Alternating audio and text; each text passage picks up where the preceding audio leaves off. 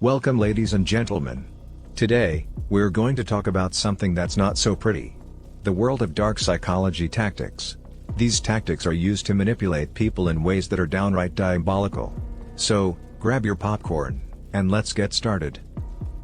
Let's start with the first one, the bait and switch.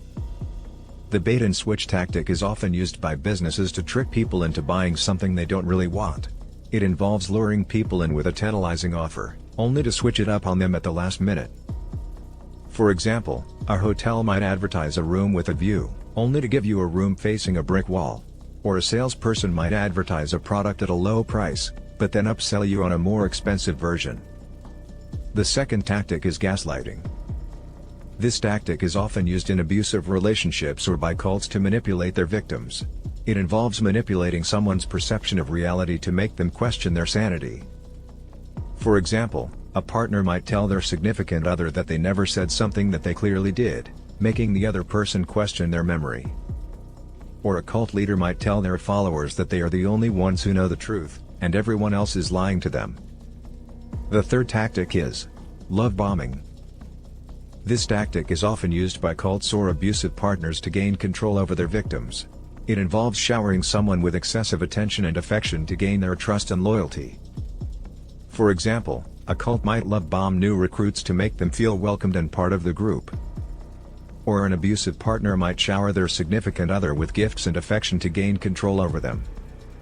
The fourth tactic is projection. This tactic is often used by people who want to deflect attention away from their own faults and flaws. It involves attributing your own faults and flaws to someone else, in an attempt to deflect attention from yourself. For example, a politician might accuse their opponent of being corrupt, when they themselves are guilty of corruption. The fifth tactic is the guilt trip. This tactic is often used by parents or partners to get what they want. It involves making someone feel guilty or ashamed in order to get what you want. For example, a parent might say, "After all I've done for you, this is how you repay me?" to make their child feel guilty for not doing something. Or a partner might say, "If you loved me, you would do this for me," to make their significant other feel guilty for not doing something. The sixth tactic is triangulation. This tactic is often used by people who want to create drama and conflict. It involves involving a third party in a situation to create drama and conflict. For example, a coworker might tell your boss something negative about you, in an attempt to create friction between you and your boss. The seventh tactic is negative reinforcement. This tactic is often used by bosses or parents to discourage undesirable behavior. It involves punishing someone for undesirable behavior to discourage them from repeating it.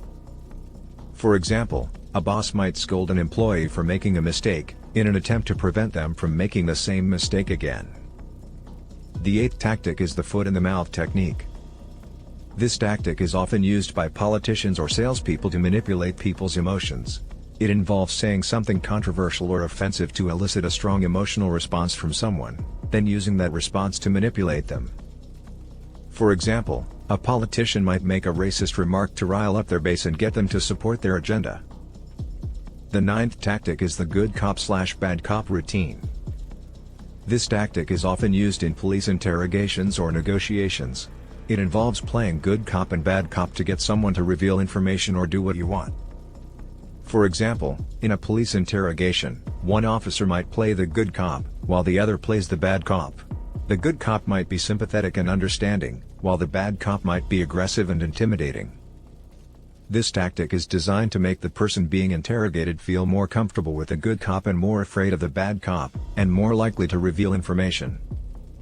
And finally, the 10th tactic is the fear tactic. This tactic is often used by salespeople or politicians to manipulate people into buying something or supporting their agenda. It involves using fear to get someone to do what you want. For example, a salesperson might tell you that the product you're interested in is selling out quickly, in an attempt to get you to buy it before it's gone. Or a politician might use fear-mongering tactics to make people afraid of a particular group or issue, in order to gain their support. These tactics are all designed to manipulate people in various ways, and they can be very effective if you're not aware of them. The key to protecting yourself from these tactics is to be aware of them and to be vigilant. If you feel like someone is using one of these tactics on you, don't be afraid to speak up and call them out on it. Remember, knowledge is power, And the more you know about these tactics, the better equipped you'll be to recognize and resist them.